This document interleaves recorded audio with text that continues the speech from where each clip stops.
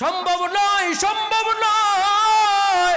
মা কষ্ট করে করে নিজে না খেয়ে খেয়ে সন্তানকে লালন পালন করে সন্তান যখন বড় হয় বিবাহ বন্ধনের ভিতরে আবদ্ধ করে দেয়, সন্তানও বিবাহ বন্ধনের ভিতরে আবদ্ধ হয়ে যায়। মাকে নিয়া নিয়া বউকে নিয়া নিয়া উজ্জীবিত হইতেছে, দুনিয়ার জমিনে সুন্দরভাবে বসবাস করতেছে। হঠাৎ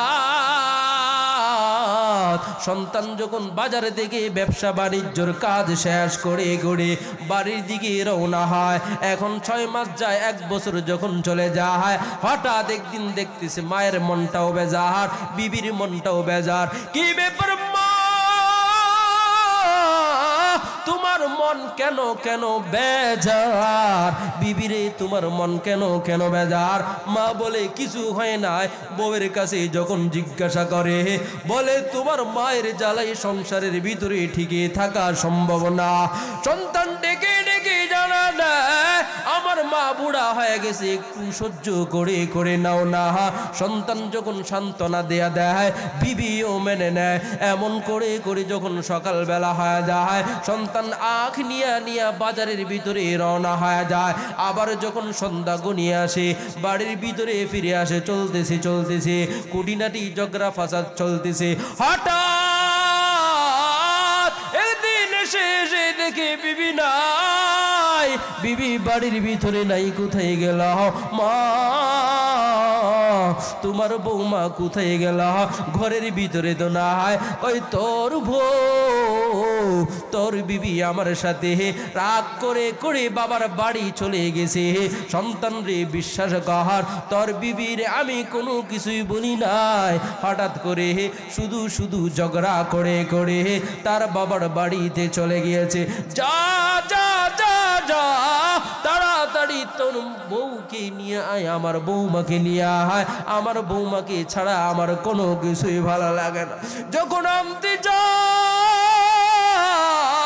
বিবি বলে না না না, কখনো যাব না, তোমার মায়ের জ্বালায় আমি থাকতে পারি না। তোমার মা যতদিন থাকবে ততদিন পর্যন্ত শান্তি পাবো না। একটা শর্তে যাইতে পারি, তোমার মায়ের বিচার আমার সামনে করতে হবে। সন্তান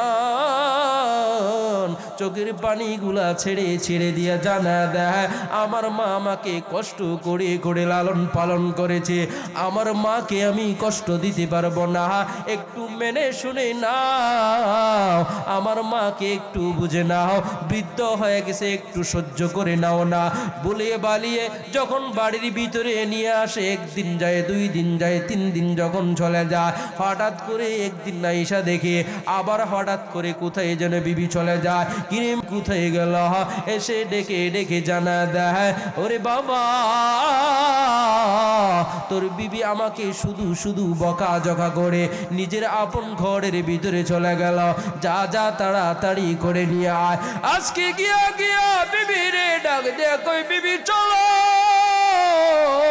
আমার বাড়িতে চলো, এখানে আর থাকা যাবে না। কয় না না যাব না, আজকে যদি তোমার মায়ের বিচার না করো আমি তোমার বিবি হয়ে এই ঘরের ভিতরে বসবাস করতে পারবো না।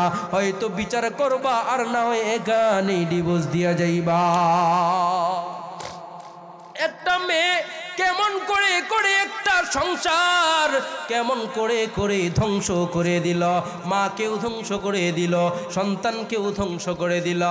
এই কথা বলল যখন সন্তান ডেকে ডেকে জানা দেয় সমস্যা নাই, কোনো সমস্যা নাই, আজকে আমার মায়ের একদিন কি আমার একদিন, নাউজুবিল্লাহ।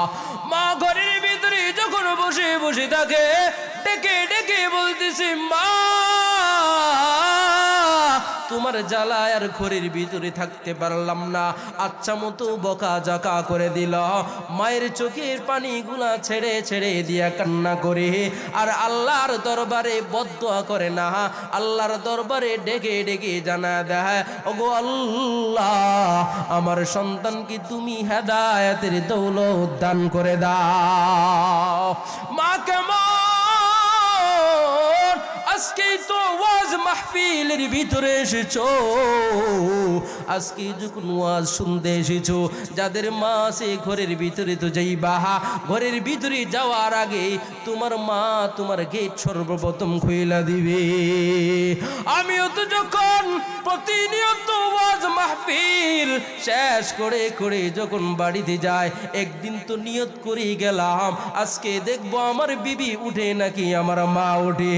ডাক দিতে হয় নাই, গেটের ভিতরে গেলাম, পকেট থেকে ফোনটা বের করলাম, ফোন দিব, এর আগে আমার মা দরওয়াজা খুলে দেয় আর আমার বিবি আরামের ভিতরে ঘুমায়।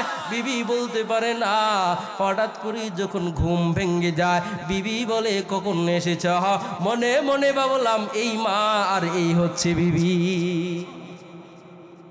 এই মা আর এই বিবি আজকেই যারা বাড়িতে যাইবা, তোমার বিবি যদি ওয়াজ না শুনে আরামের সহিত ঘুমাইতেছে, তোমার মা ওয়াজ শুনুক আর না শুনুক আরামের ঘুমটাকে হারাম করে করে সন্তানের যখন সন্তান কখন আসবে সন্তানের অপেক্ষায় অপেক্ষিত বসে আছে, ঠিক কিনা?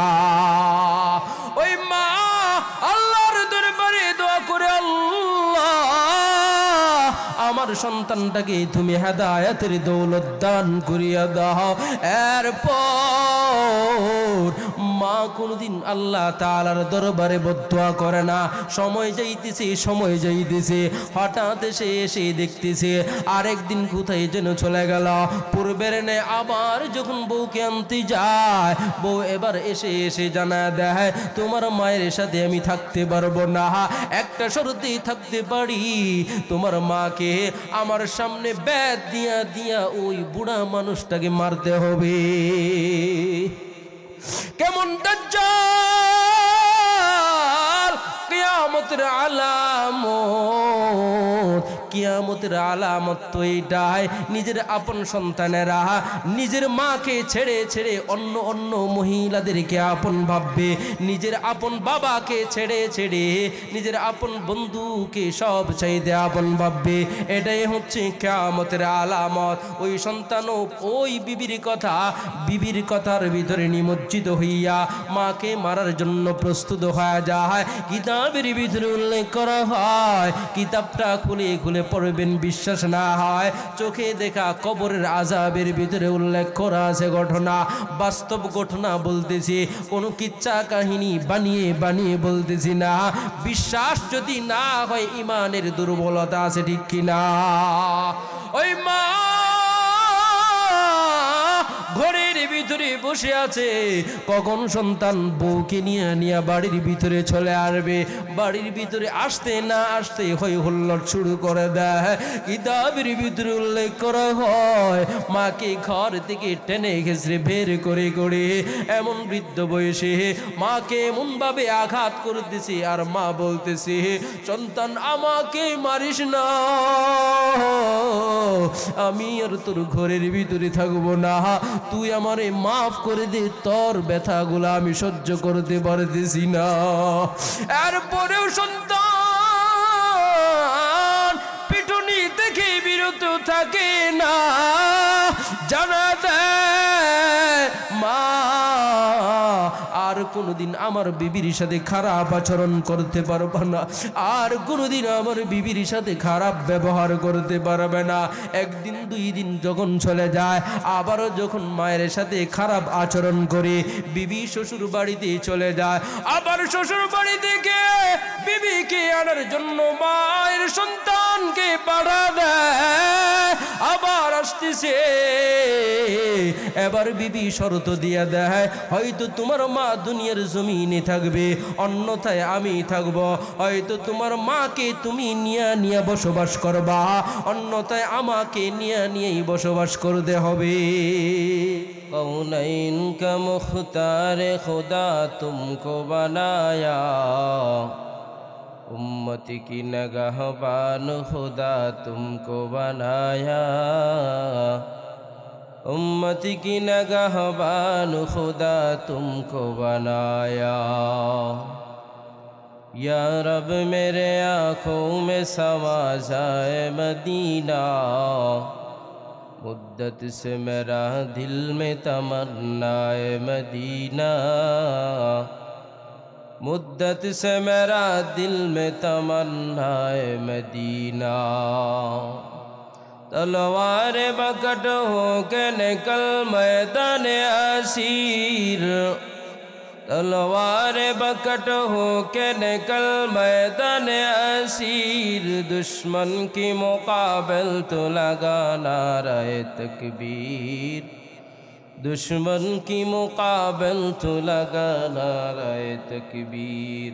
तो मर्द मुसलमान वो तो मर्द मुसलमान, तो मर्द मुसलमान वो तो मर्द मुसलमान। एक हाथ में तलवार एक हाथ में कुरान, एक हाथ में तलवार एक हाथ में कुरान। वक़ज़ा रब्बुक अल्ला तअबुदू इल्ला इय्याह, वक़ज़ा रब्बुक अल्ला तअबुदू इल्ला इय्याह वबिल वालिदैनि इहसाना। আল্লাহ তাআলা এই কুরআনুল কারীমের আয়াতের শুরুর লগ্নেই বান্দা বান্দীদেরকে সাবধান করে দিলেন। কি করে দিলেন? সাবধান। শুধু সাবধান করার ভিতরেই ক্ষান্ত রাখেন নাই। মুফাসসিরিনে কেরাম অকাযা শব্দের অর্থ এটাও এনেছেন চূড়ান্ত ফয়সালা আল্লাহ তাআলার পক্ষ থেকে। কি ফয়সালা?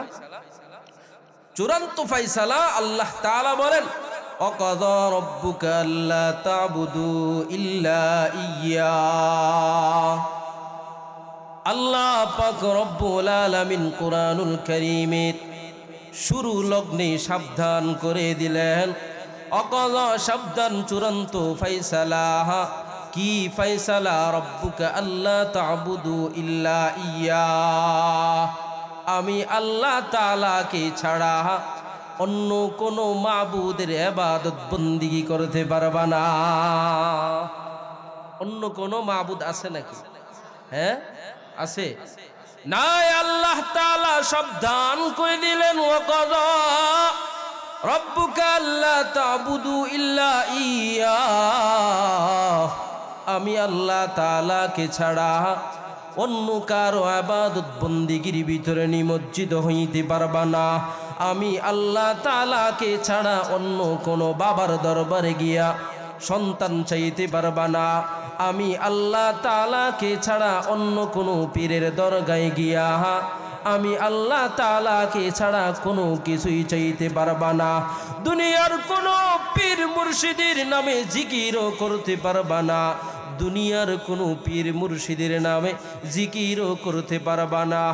জিকির যদি করতে হয় একমাত্র আমি আল্লাহ তাআলারই করবা। ইবাদত বন্দেগী যদি করতে হয় আমি আল্লাহ তাআলাকে ছাড়া অন্য কারো ইবাদত বন্দেগী করতে পারবা না। ঠিক কিনা? আল্লাহ তাআলা চূড়ান্ত ফয়সালা জজ কোটের ভিতরে যখন জজ সাহেব সামান্যভাবে ফয়সালা দিয়া দেয় ফাঁসির কাজটি ঝুলাইতে হবে না না, আবার যখন উকিল সাহেব আবার যখন দরখাস্ত লেখে আপিল করার সুযোগ থাকে, আপিল করার পর আবার যখন জজ সাহেব জজ কোর্টের ভিতরে চূড়ান্ত ফয়সালা করে দেন এত ধারা দিয়ে দিয়ে ওরে ফাঁসির কাজটি ঝুলাইবা, এরপর কোনো আর আপিল চলে না। ঠিক তো দুরূপভাবে আল্লাহ পাক রব্বুল আলামিন তোমাকে আমাকে বানানোর পর সাবধান করে দিলেন, সাবধানের ভিতরে ক্ষান্ত রাখেন না, চূড়ান্ত ফয়সালা করে দিলেন আমি আল্লাহ তাআলাকে ছাড়া অন্য কারো ইবাদত বন্দেগী করতে পারবি না, আমি আল্লাহ তাআলাকে ছাড়া কারো প্রশংসা করতে পারবা না। অতএব প্রশংসা চলবে কার? আওয়াজ করে বলেন না কার? একমাত্র আল্লাহ তাআলারই প্রশংসা চলবে। অন্য কারো যদি প্রশংসা করতে হয়, আমার আপনার পয়গম্বরের প্রশংসা কথা ঠিক কিনা? প্রশংসা সবই কেবল তোমারি, প্রশংসা সবই কেবল তোমারি রাব্বুল আলামিন। দয়ালু মেহেরবান করুণায় ফুরান, দয়ালু মেহেরবান করুণায় ফুরান, আর কেহ নয় তুমি মালিক শেষ বিচারের দিন, শেষ বিচারের দিন, ঠিক না? কেবল তোমারি করি ইবাদত, কেবল তোমারি চাহিনি আমার, কেবল তোমারি করি ইবাদত, কেবল তোমারি চাহিনি আমার। দাও দিশা দাও সরল পথে, দাও দিশা দাও সরল পথে, সিরাতুল মুস্তাকিম। প্রশংসা সবই কেবল তোমারি রাব্বুল আলামিন। দয়ালু মেহেরবান করুণায় ফুরান, আর কেহ নয় তুমি মালিক শেষ বিচারের দিন, ঠিক কিনা? আল্লাহ পাক রব্বুল আলামিন দুনিয়ার জমিনে পাঠাইলেন আল্লাহ তাআলার ইবাদত বন্দেগী করার জন্য। আবার যখন চলে যাব আল্লাহ তাআলা বলেন আয় আয় আয়, ধরা তো একটা সময় খাইতে হবে। কাল হাসরের ময়দানে আল্লাহ তাআলাকে ছাড়া অন্য কেউ বিচারক হিসাবে থাকবে মনে হয়? থাকবে নাকি? হ্যাঁ, তাহলে দেওয়ানবাগি যে বলে কাল হাসরের ময়দানে দেওয়ানবাগি নাকি সুপারিশ করব, হ্যাঁ, এই মুরিদ আছে নাকি? আছে এলাকায়? দোয়া করে আল্লাহ তাআলা এদেরকে হেদায়েত দান করুক, আমিন বলেন। আল্লাহ তাআলা সাবধান করে দিলেন, আমি আল্লাহ তাআলা কি ছাড়া অন্য কারো ইবাদত বন্দেগী করতে পারবি না। আয়াতের শুরু লগ্নে আল্লাহ তাআলা নিজের হকের কথা বর্ণনা করলেন। এরপর সর্বপ্রথম আল্লাহ পাক রব্বুল আলামিন বলেন ওয়া বিল ওয়ালিদাইনি ইহসানা।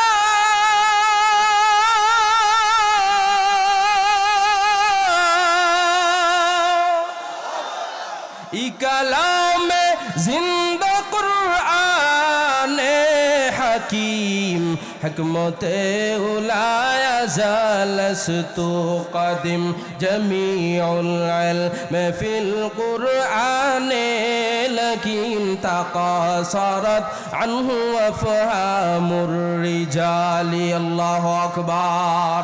আল্লাহ তাআলা আয়াতের শুরু লগ্নে নিজের হকের কথা বর্ণনা করার পর আল্লাহ তাআলা হজের কথা বর্ণনা করতে পারতেন, হজের কথাও বর্ণনা করেন নাই। আল্লাহ পাক রব্বুল আলামিন নিজের হকের কথা বর্ণনা করার পর যাকাতের কথাও বলতে পারতেন, যাকাতের কথাও বলেন নাই। জিহাদের মতো বড় কাজ আর দুনিয়ার জমিনের ভিতরে হতে পারে না, এমন বড় সওয়াবের কাজ জিহাদের কথা আল্লাহ পাক বলেন না। হয় আল্লাহ তাআলা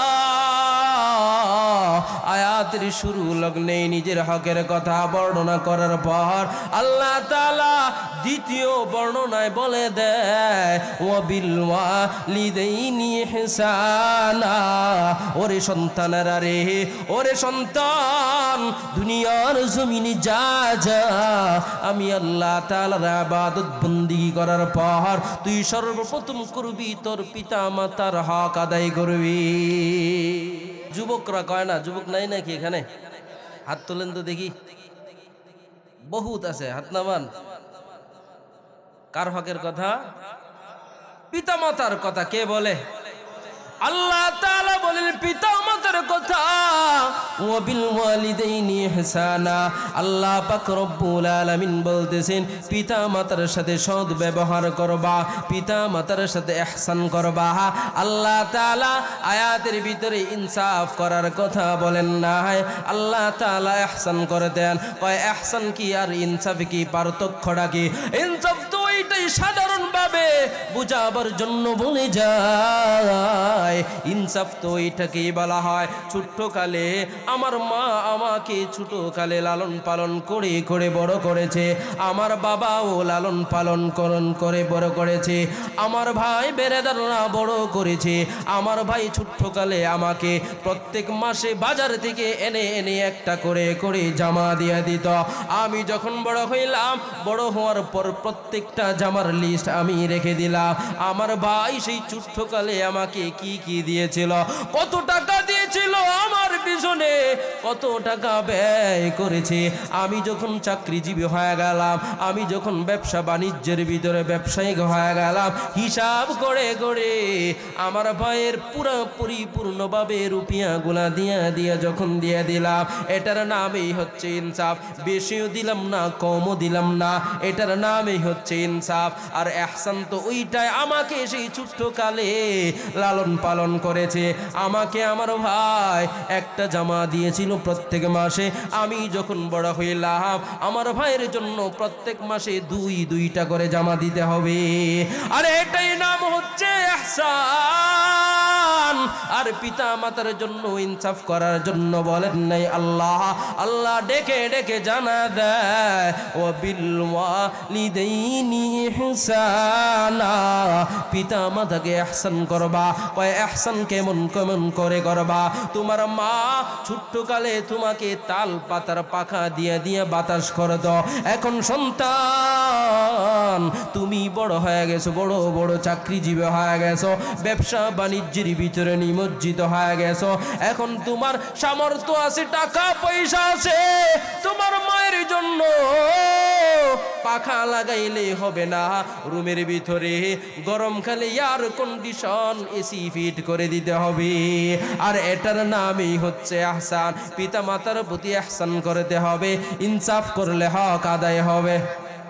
হবে হবে না, হবে না। আল্লাহ তাআলা ওয়াজিব করে দিলেন বান্দা দুনিয়ার জমিনে যাবে, আমি আল্লাহ তাআলার ইবাদত বন্দেগী করার পর সর্বপ্রথম তোর পিতা মাতার সাথে ইহসান করবি। তোর সামর্থ্য আছে, এই শীতকালে রজনীর ভিতরে তোর টাকা পয়সার অভাব নাই, তোর বাড়ির ভিতরে বিল্ডিং বানাইছ, বিল্ডিং বানানোর পর বাতাস তো আর রুমের ভিতরে ঢুকতে পারে না, কিন্তু ঠান্ডা কি পরিমাণ, ঠান্ডা তো কমে না। কম্বল দিয়েছো, ল্যাব দিয়েছো, হক আদায় হয় না। তোমার পরিমাপ পরিপূর্ণভাবে টাকা আছে, তোমার পর্যাপ্ত পরিমাণ পয়সা আছে, ওই টাকা দিয়া দিয়া বাবা মার জন্য রুম হিটারের ব্যবস্থা করে দিতে হবে। হিটার যুবকেরা তো আমার জায়গায় হুজুরে কি শুরু করলো, হ্যাঁ? আপনাদের এলাকার যুবকেরা অনেক ভালো, অনেক ভালো ভালো হয়ে যেন থাকতে পারে, দোয়া করবেন তো ইনশাআল্লাহ। দোয়া করি আল্লাহ তাআলা এই যুবকদেরকে আরো বড় মাপের বড় মনের অধিকারী করে দেখ, আমিন।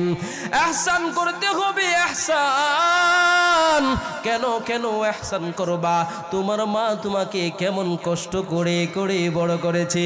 আল্লাহ পাক রব্বুল ইজ্জাত ওয়াল জালাল এন্ন আয়াতের ভিতরে বলে দেন, আল্লাহ পাক রব্বুল আলামিন কেমন করে করে বলে দেন, তোর মা তোকে খুব কষ্ট করে, কষ্টের পর কষ্ট করে করে লালন পালন করেছে, এই জন্য তোর পিতা মাতার প্রতি ইহসান করবি, ঠিক কিনা? ওয়া বিল ওয়ালিদাইনি ইহসানা ইম্মা ইয়াবলুগান্না ইনদাকাল কিবারা আহাদুহুমা আও কিলাহুমা ফালা তাকুল লাহুমা উফ ولا تنهرهما وقل لهما قولا كريما واخفض لهما جناح الذل من الرحمة ওয়া কুর রাব্বিরহামহুমা কামা রাব্বায়ানি সগীরা। আল্লাহ পাক রব্বুল আলামিন জানা দেন, ইম্মা ইয়াবলুগান্না ইনদাকাল কিবারা আহাদুহুমা, ওরে সন্তান ইহসানের ভিতরে ক্ষান্ত থাকলে চলবে না। কেন কেন কেন রে ইহসানের ভিতরে ক্ষান্ত থাকবি না? ইম্মা ইয়াবলুগান্না ইনদাকাল কিবারা আহাদুহুমা আও কিলাহুমা ফালা তাকুল লাহুমা উফফিন ওয়ালা তানহারহুমা। তোর জীবদ্দশায় যদি তোর একজন থাকুক বা দুবই থাকুক, তোমার পিতা মাতা যদি বার্ধক্যের ভিতরে বৃদ্ধ বয়সে অবনীত হয়ে যায়, ওরে সন্তান তোর পিতা মাতার সাথে সদাচরণ করতে হবে। ওয়ালা তানহারহুমা, ধমক দিয়ে কথা বলতে পারবি না। এমনকি আল্লাহ তাআলা ধমক দেওয়ার কথা পরে বলে গো, উফফি ওয়ালা তানহারহুমা, পিতা মাতাকে কখনো উফ শব্দটাও বলতে পারবা না। পিতা মাতা একটা আদেশ করেছে কাজের, তখন উফ করতে পারবা না। পিতা মাতার মনের ভিতরে কষ্ট দিতে পারবা না। উফও করতে আল্লাহ তাআলা আয়াতের ভিতরে ঢুকা দিয়েছেন, উফফি ওয়ালা তানহারহুমা, পিতা মাতার সামনে নমনীয়ভাবে থাকবে, ভদ্রভাবে থাকবে, এমন ভদ্রভাবে থাকবে, উফও করতে পারবা, উফও করতে পারবা না। উফ করার দ্বারাও যেন পিতা মাতার মনের ভিতরে কষ্ট না যায়। ওয়ালা তানহারহুমা, পিতা মাতাকে কখনো ধমক দিবা না। দুনিয়ার জমিনে এমনও সন্তান আছে ধমক প্রতিনিয়তই দিতে থাকে, শুধু ধমকের ভিতরে ক্ষান্ত রাখে না। এমনও সন্তান আছে পিতা মাতার গায়ে হাত তুলতে পর্যন্ত দ্বিধাবোধ করে না, ঠিক কিনা? কত সন্তানের মা এই গভীর রজনীর ভিতরে এলাকার ভিতরে ঘুরতেছে। আমার সাথে ঘটনা ঘটল, আসরের নামাজ পড়াইয়া মাহফিলের দিকে উদ্দেশ্যে রওনা হয়ে গেলাম। হঠাৎ করে 70 থেকে 80 বছরের বয়সের একজন বৃদ্ধা মহিলা, কোনো কথা নাই, কোনো আওয়াজ নাই, কান্না করতে করতে খোদার কসম পায়ের ভিতরে পড়ে যায়। আমি বললাম, মা কেন কেন রে কান্না করতেছো? আমাকে কি পাপী বানাইবা? কেন কেন আমার পায়ের ভিতরে পইরা গেলা? কই হুজুর, আপনাদের মা বাবারা কত ভাগ্যবান। আপনারা যাই করেন না কেন, পিতা মাতার সাথে খারাপ আচরণ করেন আর ভালো আচরণ করেন, আমার মনে হয় আপনার মাকে আপনি কোনোদিন ঘর থেকে বের করে দেন না। আমি বললাম, কি সমস্যা? শীতের কনকনির ভিতরে কাঁপতেছে, এমন শীত পড়েছে, একটা কাপড় গায়ের ভিতরে নড়াইয়া নড়াইয়া আসতেছে, কাপড়টাও এই দিক দিয়ে ছিঁড়া ওই দিক দিয়ে ছিঁড়া। ওই মা গরিবের ঘরের না, ওই মা উচ্চ বংশের মা, তার স্বামী অতীতকালে দুনিয়ার জমিন থেকে চলে গেল। আমায় ডেকে ডেকে জানা দেয়, ওগো হুজুর, আমার সন্তান বিদেশের বাড়িতে থাকে, সৌদি আরবে থেকে থেকে এসেছে, হজ উমরা সব করে এসেছে, সন্তানকে বিবাহ বন্ধনের ভিতরে আবদ্ধ করে দিলাম, ভালোই চলতেছিল। হঠাৎ করে আস্তে আস্তে করে দিন যায় দিন যায় দিন যায়, আজকে 3-4 বছর হয়েছে।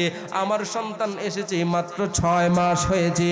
6 মাস যাইতে না যাইতে আজকে 3 দিন হয়, আমার সন্তান আমাকে ঘরের ভিতরে উঠতে দেয় না। আমার সন্তান আমাকে ঘরের ভিতরে উঠতে দেয় না। মা কেমন জানো, এরপরেও বদদোয়া দেয় না, কান্না করতে করতে আমার কাছে দোয়া চায়, ওগো হুজুর, আমার সন্তানটার জন্য একটু দোয়া করেন না, আমার সন্তানটা কি যেন আল্লাহ তাআলা হেদায়েত দিয়া দেয়। আমার সন্তান 3 দিন যাবত খাবার দেয় না, আমার কষ্ট নয়, আমার দুঃখ আমার সন্তানের প্রতি যদি আল্লাহ তাআলা নারাজ হয়ে যায়, পিতা মাতার মনের ভিতরে কষ্ট দিবে। আল্লাহর পয়গম্বর হাবিবে কিবরিয়া মুহাম্মদ আরবি সাল্লাল্লাহু আলাইহি ওয়াসাল্লাম জানা দেয়, হুমা জান্নাতুকা ওয়া নারুকা, তোমার পিতা মাতাই তোমার জন্য জান্নাত, আবার এই পিতা মাতাই হচ্ছে তোমার জন্য জাহান্নাম। অতএব হুজুর আমার সন্তান যদি দুনিয়ার জমিনে থেকে যদি ধ্বংস হয়, আমি মা কখনো সহ্য করতে পারবো না। আল্লাহর পয়গম্বরের সাহাবী আলকামা রাদিয়াল্লাহু তাআলা আনহু বর্ণনা করেন, আমার মা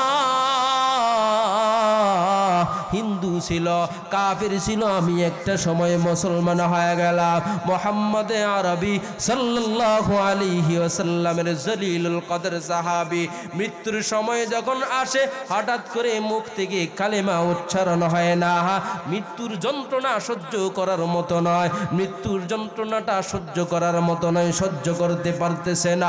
সমস্ত সাহাবায়ে কেরাম পয়গম্বরের কাছে গিয়া জিজ্ঞাসা করে, আলকামার জবান থেকে কালেমা উচ্চারণ হয় না কেন, কেন উচ্চারণ হয় না?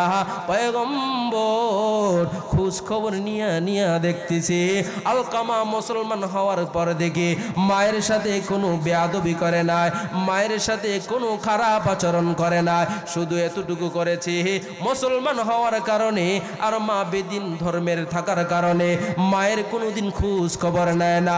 ওই মা আল্লাহর দরবারে দোয়া করে পয়গম্বরকে ডেকে ডেকে জানা দেয়, ওগো মুহাম্মদ, তোমার এমন কেমন ধর্ম, ইসলাম ধর্ম চাই হোক না কেন, আমার সন্তান মুসলমান হয়ে গেল, মাগার আমার সন্তান মুসলমান হওয়ার পর এটা আবার কেমন ধর্ম? আমি মায়ের কোনোদিন খোঁজ খবর নেয় না। আল্লাহর কাছে বিচার দিয়ে দিলাম, ওগো আল্লাহ, আমার আলকামার বিচার তুমি করবা। আলকামার জবান থেকে কালিমা উচ্চারণ হয় না, মা কেমন দেখো না। ওরে যুবক বন্ধুরে, কেমন করে করে মায়ের মনে কষ্ট দাও। এত কষ্ট দেওয়ার পর মা পয়গম্বরকে ডেকে ডেকে জানা দেয়, আল্লাহ তাআলার কাছে বিচার দিয়ে দিলাম। পয়গম্বর আলকামার মাকে ডেকে ডেকে জানা দেয়, ওগো আম্মা জান, আপনার আলকামাকে মাফ করে দেন, না হয় জাহান্নামের আগুন ওর জন্য বরাদ্দ করে রাখা হয়েছে। না না, মাফ করব না, ক্ষমা করতে পারবো না। হাবিবে কিবরিয়া সাহাবায়ে কেরামদেরকে ডেকে ডেকে জানা দেয়, আয় আয় আয়, আল্লাহ তাআলা তো আলকামাকে কাল হাসরের ময়দানে পোড়াবে, কবরের ভিতরে যাওয়ার পোড়াবে। এর আগে আলকামাকে দুনিয়ার জমিন থেকে আমি পয়গম্বর পোড়াইয়া ছারখার করে দিব। মা বলে ডেকে ডেকে, মুহাম্মদ, না না না না, আমি যতক্ষণ পর্যন্ত আলকামার মা দুনিয়ার জমিনে বেঁচে আছে, আমার শরীরে যতক্ষণ পর্যন্ত এক ফোঁটা রক্ত থাকবে, ততক্ষণ পর্যন্ত আমার আলকামার গায়ে কেউ ফুলের টুকাও দিতে পারবে না। আল্লাহু আকবার।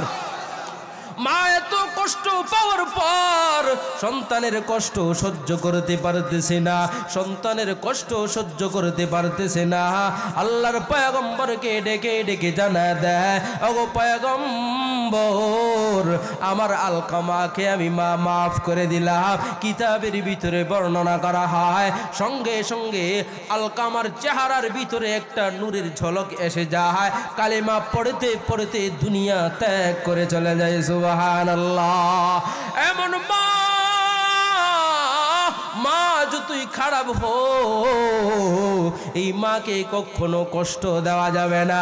আল্লাহর পয়গম্বর আয়াতে কারিমার সাথে সামঞ্জস্যতা রেখে রেখে জানা দেয়, আইয়ুল আমালি আহাব্বু ইলাল্লাহি আযজা ওয়া জাল্লা, ক্বালা আস-সালাতু আলা ওয়াক্তিহা, কুলতু সুম্মা আইয়ুন, ক্বালা সুম্মা বিররুল ওয়ালিদাইন, কুলতু সুম্মা আইয়ুন, ক্বালা সুম্মাল জিহাদু ফি সাবিলিল্লাহ। আল্লাহর পয়গম্বরকে থেকে সাহাবায়ে কেরাম জিজ্ঞাসা করে, ওগো পয়গম্বর, আল্লাহ তাআলার কাছে সবচেয়ে পছন্দনীয় কাজ কোনটা? আল্লাহ তাআলার কাছে সবচেয়ে পছন্দনীয় সর্বপ্রথম কোন কাজটা? পয়গম্বর ডেকে ডেকে জানা দেয়, আল্লাহ তাআলার কাছে সর্বপ্রথম পছন্দের কাজ হচ্ছে ওয়াক্ত মতো নামাজ আদায় করা।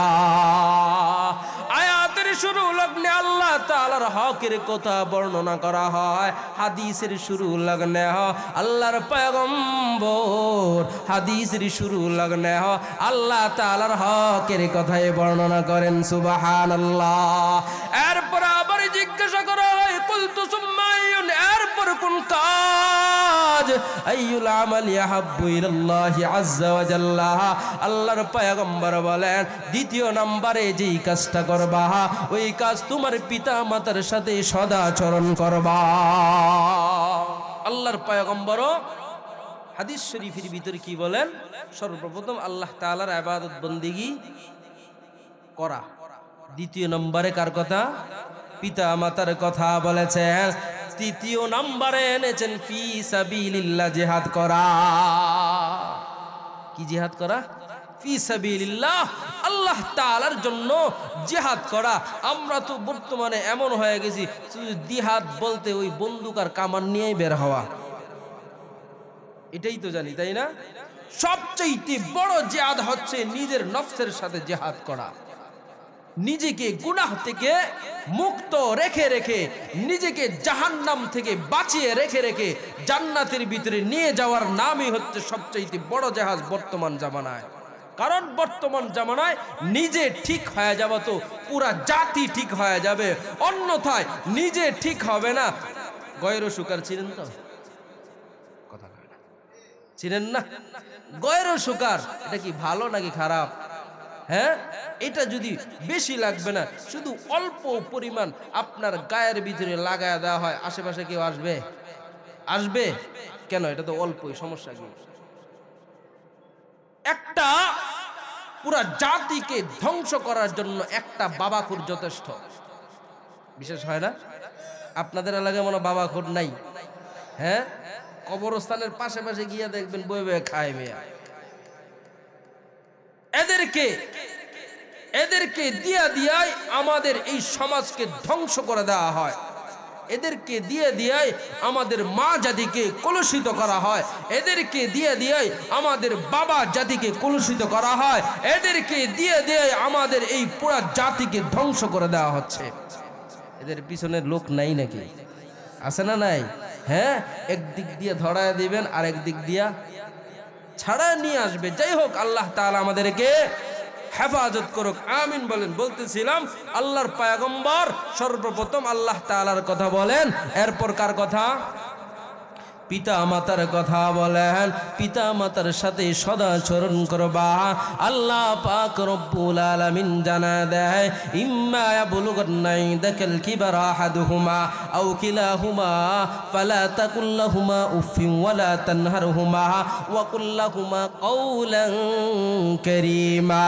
পিতা মাতার সাথে যখন কথা বলবা, নমনীয় হয়ে হয়ে কথা বলবা। কেমন নমনীয় হয়ে হয়ে কথা বলবা?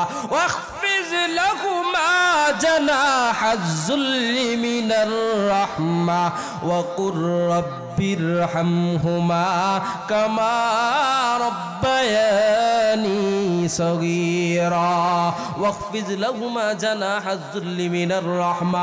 কেমন করে করে নম্র হয়ে হয়ে কথা বলবা?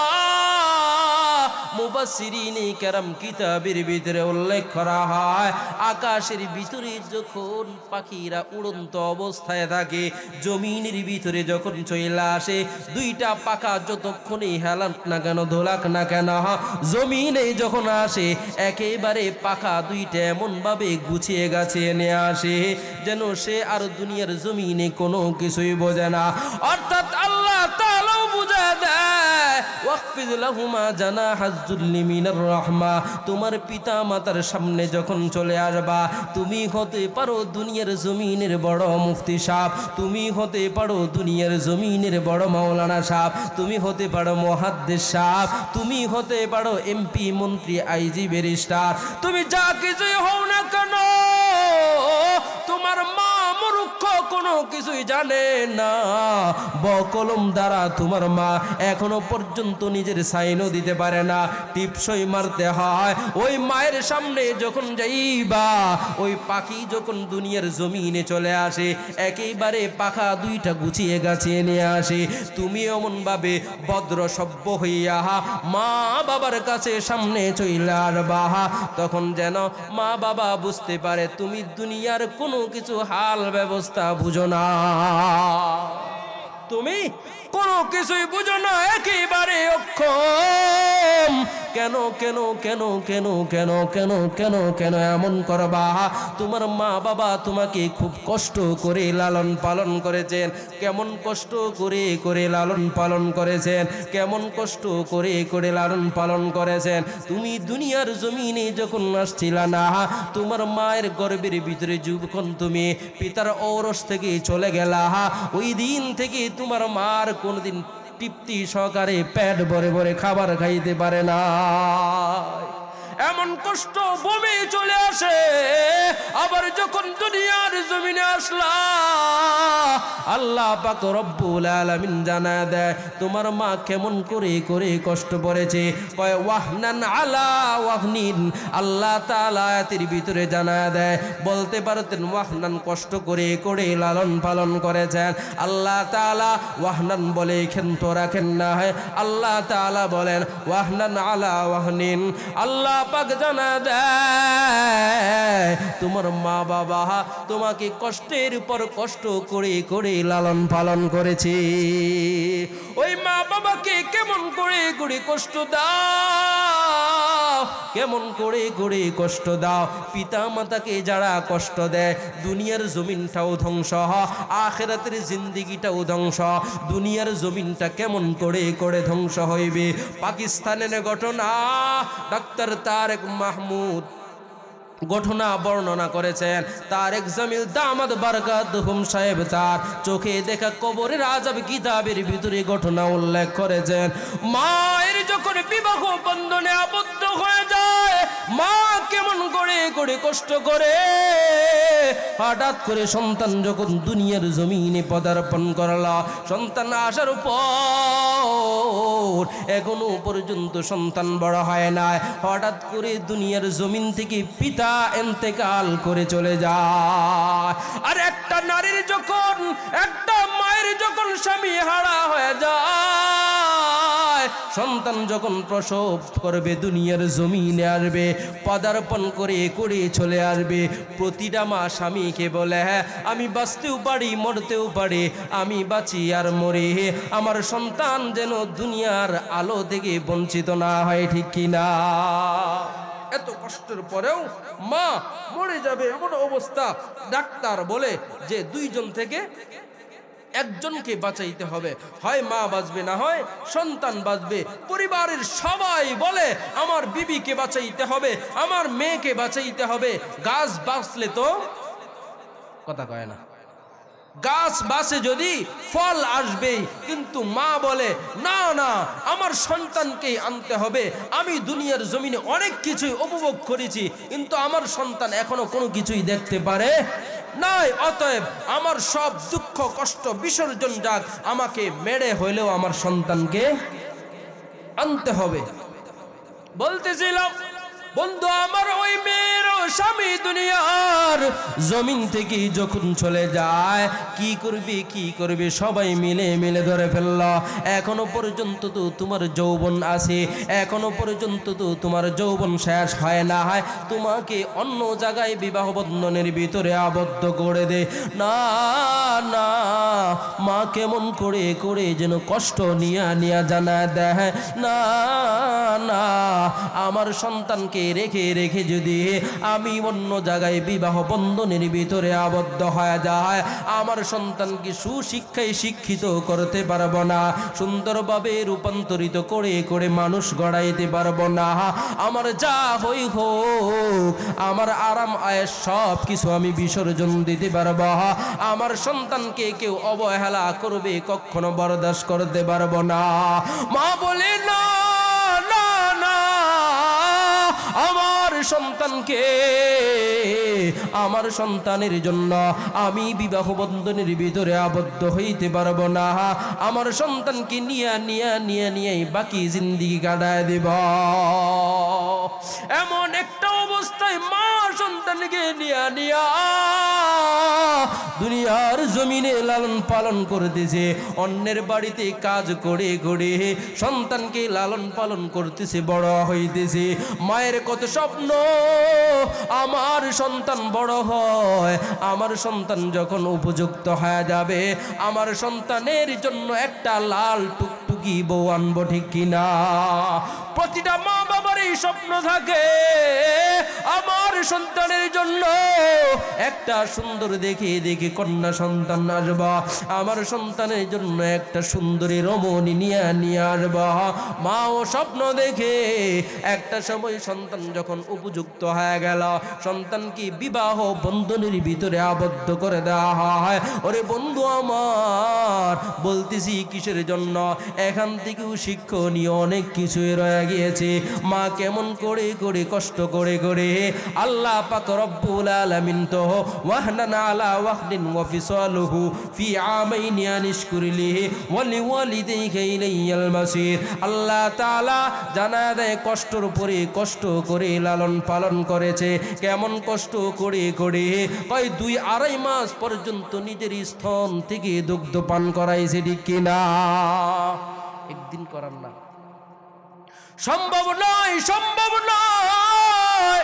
মা কষ্ট করে করে নিজে না খেয়ে খেয়ে সন্তানকে লালন পালন করে, সন্তান যখন বড় হয় বিবাহ বন্ধনের ভিতরে আবদ্ধ করে দেয়, সন্তানও বিবাহ বন্ধনের ভিতরে আবদ্ধ হয়ে যায়। মাকে নিয়া নিয়া, বউকে নিয়া নিয়া উজ্জীবিত হইতেছে, দুনিয়ার জমিনে সুন্দরভাবে বসবাস করতেছে।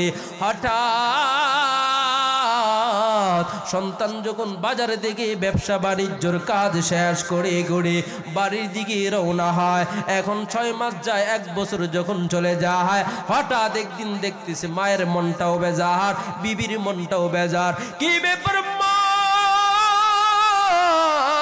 তোমার মন কেন কেন বেজার? বিবিরে তোমার মন কেন কেন বেজার? মা বলে কিছু হয় না। বউয়ের কাছে যখন জিজ্ঞাসা করে, বলে তোমার মায়ের জ্বালাই সংসারের ভিতরে ঠিকই থাকা সম্ভব না। সন্তান ডেকে ডেকে জানা দেয়, আমার মা বুড়া হয়ে গেছে, একটু সহ্য করে করে নাও না। সন্তান যখন সান্ত্বনা দেয়া দেয়, বিবিও মেনে নেয়। এমন করে করে যখন সকালবেলা হয়ে যায়, সন্তান আখ নিয়ে নিয়ে বাজারের ভিতরে রওনা হয়ে যায়। আবার যখন সন্ধ্যা গনিয়ে আসে, বাড়ির ভিতরে ফিরে আসে, চলতেছে চলতেছে কুটিনাটি ঝগড়া ফাসাদ চলতেছে। হঠাৎ একদিন এসে দেখে বিবি নাই, বিবি বাড়ির ভিতরে নাই। কোথায় গেল মা? তোমার বৌমা কোথায় গেল? ঘরের ভিতরে তো নাই। ওই তোর বউ, তোর বিবি আমার সাথে রাগ করে করে বাবার বাড়ি চলে গেছে। সন্তান রে বিশ্বাস কর, তোর বিবির আমি কোনো কিছুই বলি নাই। হঠাৎ করে শুধু শুধু ঝগড়া করে করে তার বাবার বাড়িতে চলে গিয়েছে। যা যা যা যা, তাড়াতাড়ি তোর বউকে নিয়ে আয়, আমার বৌমাকে নিয়ে আয়। আমার বৌমাকে ছাড়া আমার কোনো কিছুই ভালো লাগে না। যখন আনতে যায়, বিবি বলে না না না, কখনো যাব না, তোমার মায়ের জ্বালায় আমি থাকতে পারি না। তোমার মা যতদিন থাকবে ততদিন পর্যন্ত শান্তি পাবো না। একটা শর্তে যাইতে পারি, তোমার মায়ের বিচার আমার সামনে করতে হবে। সন্তান চোখের পানিগুলা ছেড়ে ছেড়ে দিয়ে জানা দেয়, আমার মা আমাকে কষ্ট করে করে লালন পালন করেছে, আমার মাকে আমি কষ্ট দিতে পারবো না। একটু মেনে শুনে নাও, আমার মাকে একটু বুঝে নাও, বৃদ্ধ হয়ে গেছে, একটু সহ্য করে নাও না। বলে বালিয়ে যখন বাড়ির ভিতরে নিয়ে আসে, একদিন যায়, 2 দিন যায়, 3 দিন যখন চলে যায়, হঠাৎ করে একদিন আইসা দেখে আবার হঠাৎ করে কোথায় যেন বিবি চলে যায়। কিরে কোথায় গেল? এসে ডেকে ডেকে জানা দেয়, ওরে বাবা,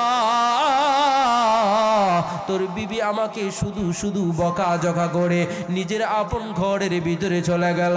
যা যা তাড়াতাড়ি করে নিয়ে আয়। আজকে গিয়া গিয়া বিবি রে ডাক দে, কই বিবি চলো আমার বাড়িতে চলো, এখানে আর থাকা যাবে না। কয় না না যাব না, আজকে যদি তোমার মায়ের বিচার না করো, আমি তোমার বিবি হয়ে এই ঘরের ভিতরে বসবাস করতে পারবো না। হয়তো বিচার করবা, আর না হয় এখানেই ডিভোর্স দিয়া যাইবা। একটা মেয়ে কেমন করে করে একটা সংসার কেমন করে করে ধ্বংস করে দিল, মাকেও ধ্বংস করে দিল, সন্তানকেও ধ্বংস করে দিল। এই কথা বলল যখন, সন্তান ডেকে ডেকে জানা দেয়, সমস্যা নাই, কোনো সমস্যা নাই, আজকে আমার মায়ের একদিন কি আমার একদিন, নাউজুবিল্লাহ। মা ঘরের ভিতরে যখন বসে বসে থাকে, ডেকে ডেকে বলতেছে, মা তোমার জ্বালায় আর ঘরের ভিতরে থাকতে পারলাম না। আচ্ছা মতো বকা জাকা করে দিল, মায়ের চোখের পানিগুলা ছেড়ে ছেড়ে দিয়া কান্না করে, আর আল্লাহর দরবারে বদদোয়া করে না, আল্লাহর দরবারে ডেকে ডেকে জানা দেয়, ওগো আল্লাহ, আমার সন্তানকে তুমি হেদায়েতের দৌলত দান করে দাও। মা কেমন আজকে তো ওয়াজ মাহফিলের ভিতরে এসেছো, আজকে যখন ওয়াজ শুনতে এসেছো, যাদের মা আছে ঘরের ভিতরে তো যাইবা, ঘরের ভিতরে যাওয়ার আগে তোমার মা তোমার গেট সর্বপ্রথম খুইলা দিবে। আমিও তো যখন প্রতিনিয়ত ওয়াজ মাহফিল শেষ করে করে যখন বাড়িতে যাই, একদিন তো নিয়ত করে গেলাম, আজকে দেখবো আমার বিবি উঠে নাকি আমার মা উঠে।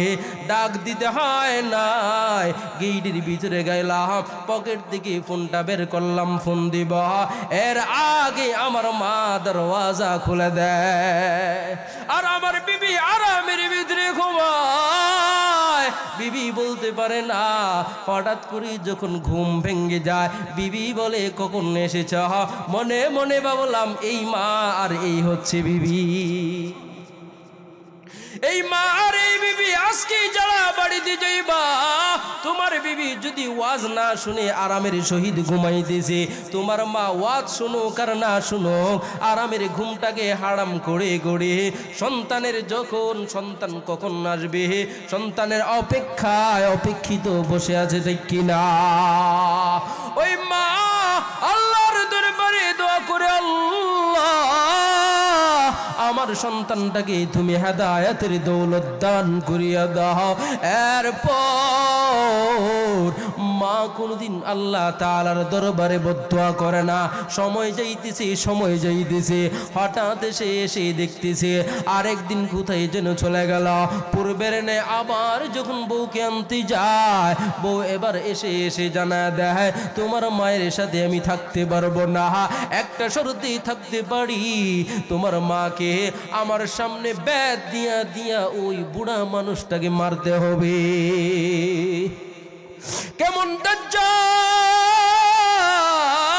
কিয়ামতের আলামত, কিয়ামতের আলামত তো এইটাই, নিজের আপন সন্তানেরা নিজের মাকে ছেড়ে ছেড়ে অন্য অন্য মহিলাদেরকে আপন ভাববে, নিজের আপন বাবাকে ছেড়ে ছেড়ে নিজের আপন বন্ধুকে সব চাইতে আপন ভাববে।